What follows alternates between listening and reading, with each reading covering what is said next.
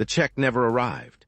That's how this whole thing started, not with a dramatic confrontation or a suspicious phone call, but with a simple, quiet absence, an envelope that should have shown up in my mailbox on a Tuesday and simply never did, carrying a cashier's check for just over $200,000, the final settlement from my late aunt's estate after 18 months of probate. My name is Foster Landrieu.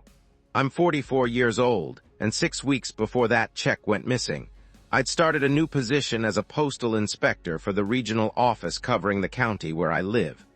A modest neighborhood called Cresthaven Village managed by a homeowners association whose president, a woman named Priscilla Vane, had held the role for just over 2 years. I want to be clear that I hadn't mentioned my new job to a single neighbor by that point, mostly because I'd been too busy settling in to think much about casual conversation at the mailbox cluster. That anonymity ended rather abruptly once I realized my inheritance check hadn't simply gotten lost in ordinary mail delays. It had been stolen, and the trail, once I started pulling on it professionally rather than as a worried homeowner, led somewhere I never expected. I want to explain the timeline carefully, because it matters enormously to everything that followed. My aunt's estate attorney confirmed by phone that the check had been mailed via certified delivery the previous Friday, with tracking showing it had reached our local post office and been sorted for delivery to the Cresthaven Village mailbox cluster serving my street. According to the tracking record, delivery was completed the following Monday. I never received it. I drove to the mailbox cluster myself that same afternoon and found my individual box locked exactly the way it should have been. No signs of forced entry, no scratches around the lock, nothing suggesting the kind of amateur break-in you'd expect from opportunistic mail theft. That absence of damage told me something important right away. Whoever had taken that envelope had access to a key, not a crowbar.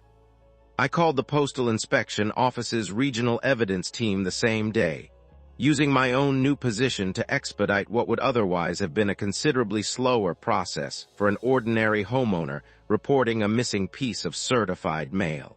A colleague named Delphine Osai, who worked mail theft cases almost exclusively, pulled the delivery scan data and confirmed the carrier had logged the envelope as delivered directly into the cluster box assigned to my address, using the carrier's own master key, at 11:42 that Monday morning.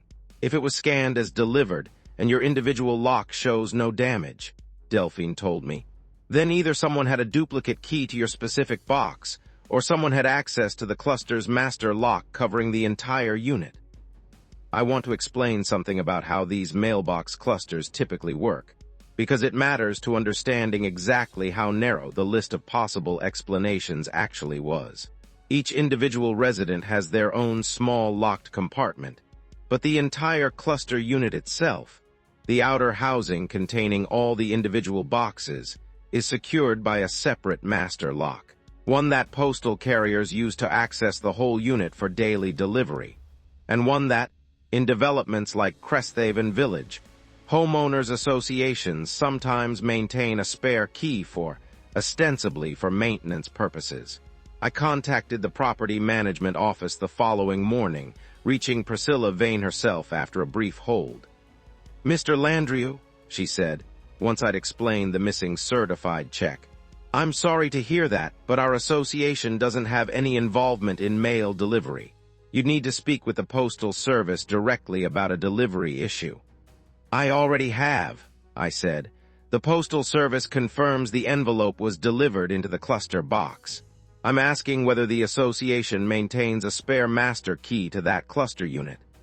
There was a pause, the kind that told me a conversation was about to shift in tone. "I believe our maintenance contractor has a key for servicing the boxes when needed," she said. "I'd need to check with them directly." I want to describe what I did next, because it reflected the same careful, methodical process my new position had already begun training into me. Rather than pressing Priscilla further on the phone, I requested, through proper postal inspection channels, the maintenance access log for the Cresthaven Village mailbox cluster, a record most residents never think to ask about. but one that any facility using a shared master key is required to maintain if that key is issued through a legitimate commercial arrangement with the Postal Service. That request produced something considerably more troubling than a simple missing log. There was no legitimate commercial key agreement on file at all.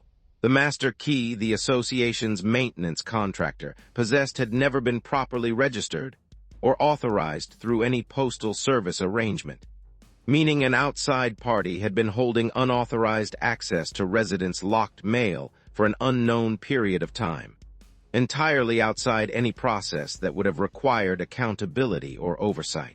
I contacted the maintenance contractor directly, a small company called Briarwood Property Services, and spoke with the technician who serviced the Cresthaven Village boxes, a young man named Roosevelt Kim, who seemed genuinely uneasy the moment I identified myself as a postal inspector. I was told the association had proper authorization for the master key, Roosevelt said.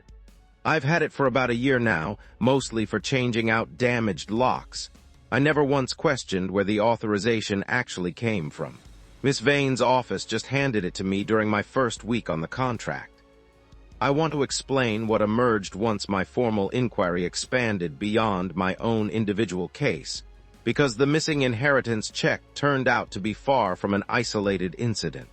I requested, through the Postal Inspection Office, a review of any prior mail theft complaints originating from the Cresthaven Village address cluster over the preceding 2 years, and the results, once compiled, painted a picture considerably more serious than a single unfortunate theft.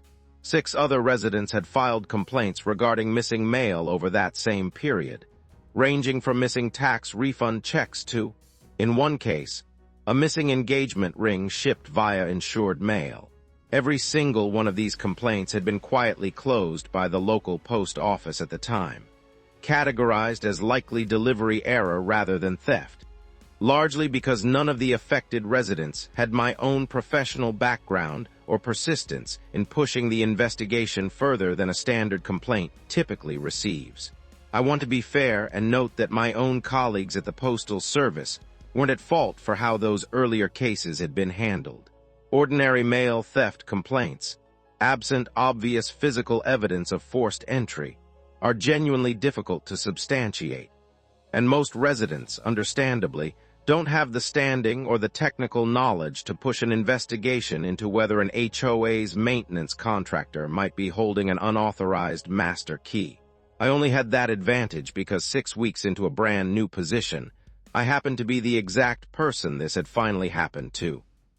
I called a former colleague of mine, a technical specialist named Perpetua Aldridge, who I'd trained alongside during my early career transition, and who now handled digital and physical evidence review for exactly this kind of case. I asked her, informally at first since this remained my own personal matter as much as an official one, to help me understand how a master key ending up with an unauthorized third party could realistically explain 6 separate theft incidents over 2 years without anyone connecting the pattern sooner. This is exactly the kind of thing that hides in plain sight, Perpetua told me, once I'd walked her through everything. An association maintenance contractor with unrestricted, unlogged access to every resident's locked mail, operating for over a year without any oversight, creates precisely the opportunity for selective, occasional theft that would be very difficult for any single victim to trace back to a common source, especially without the kind of internal postal delivery data you had access to as an inspector yourself. I want to describe what happened once formal review of Roosevelt Kim's own access records began. Roosevelt, to his credit, cooperated fully once he understood the seriousness of the unauthorized key situation, providing his own service logs showing every date he'd personally accessed the cluster unit. Cross-referencing those dates against the 6 other theft complaints revealed that in 4 of the 6 cases, Roosevelt's own logged maintenance visits occurred within 24 hours of the reported missing mail, a pattern that, on its own, might simply have implicated Roosevelt directly rather than pointing toward anything broader. But Roosevelt's own account, and subsequent records obtained from Briarwood Property Services, told a different story. Priscilla Vane, it turned out, had personally requested that Roosevelt schedule his maintenance visits according to a calendar she provided directly, rather than the standard rotating schedule his own company typically used, a detail that struck both Perpetua and me as considerably more significant than routine convenience. I want to explain what the Postal Inspection Office's formal financial review eventually uncovered, because it confirmed something that reframed the entire situation from an unusual mail theft pattern into a considerably more deliberate scheme. Priscilla Vane, it turned out, had been experiencing significant personal financial difficulty over the preceding 2 years, details that emerged through proper investigative channels once formal charges became a realistic possibility, including a pending civil judgment against her from an unrelated business venture that had gone poorly. The pattern that emerged, once investigators pieced together Roosevelt's scheduling calendar against known delivery dates for insured and certified mail throughout the neighborhood, suggested Priscilla had been using her position as association president and her influence over which maintenance visits Roosevelt scheduled and when, to identify and intercept specific high-value mail items before residents ever had a chance to collect them. My own $200,000 inheritance check simply being the largest single item she'd apparently ever attempted to take.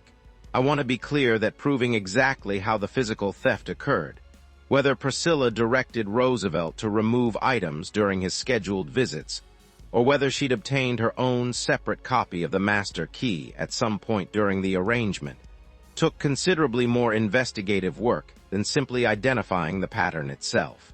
Formal forensic review of the mailbox cluster's lock mechanism eventually confirmed where patterns consistent with 2 distinct keys having been used on the master lock over an extended period, one matching Roosevelt's officially issued key, and a second, separate key whose origin investigators traced, through a local locksmith's own service records, directly back to a duplicate cut and paid for by Priscilla Vane herself roughly 14 months earlier. The Cresthaven Village Board held an emergency session once the formal investigation became public knowledge throughout the community, and I attended alongside several of the other affected residents. All of us having independently confirmed our own missing mail matched precisely the pattern investigators had uncovered. Priscilla did not attend that meeting personally, having already retained her own criminal defense counsel by that point, but a board member named Cassius Delgado, who'd served alongside her for over a year, asked the question that seemed to capture the entire room's disbelief. "How long," he asked, to nobody in particular, "has our own president been letting herself into our mailboxes, and how many of us lost something we never even connected to her?" Nobody in that room had a complete answer that evening, though the formal investigation, once it concluded several months later, confirmed the pattern had been active for just over 14 months, dating back almost exactly to the point when Priscilla had that duplicate key cut. Priscilla was formally removed from the board immediately following the emergency session and eventually faced federal mail theft charges, alongside separate state charges connected to several of the other stolen items, charges that were still working their way through the court system by the time this matter was fully resolved. My own inheritance check, once investigators traced it, had never actually been cashed. It had been found, still sealed, in a storage unit Priscilla rented under a different name, along with several other unopened pieces of mail belonging to the other affected residents, suggesting she'd been holding the stolen items rather than attempting to immediately liquidate them, perhaps waiting for an opportunity to do so without drawing attention. The association, under new interim leadership, terminated its relationship with Briarwood Property Services and implemented a formal policy requiring any future maintenance access to shared mail infrastructure to be conducted exclusively through properly authorized postal service channels, with full logging and resident notification for every single access event going forward. I received my actual check, slightly delayed but otherwise undamaged, about 5 weeks after the whole ordeal began, and I'll admit there's a particular, rather personal satisfaction in knowing that a scheme built entirely around the assumption that nobody would ever trace stolen mail back to its actual source happened to target the one household in the entire neighborhood equipped, entirely by coincidence, to trace it anyway. I've made a point, since all of this settled, of introducing myself properly to a fair number of my neighbors, mentioning my actual profession this time, rather than letting it remain the quiet, unremarkable detail it had been during my first 6 weeks in Cresthaven Village. If this story hit home for you, do me a favor and hit that like button. It genuinely helps this channel keep growing. And if you haven't already, go ahead and subscribe so you don't miss the next one, because there are plenty more stories just like this one still to come. Drop a comment down below and let me know what you thought of this one, or whether you've ever had mail go missing that you never quite connected to anything more serious. I read every single comment, and honestly, some of the best stories on this channel started as a comment somebody left on a video just like this.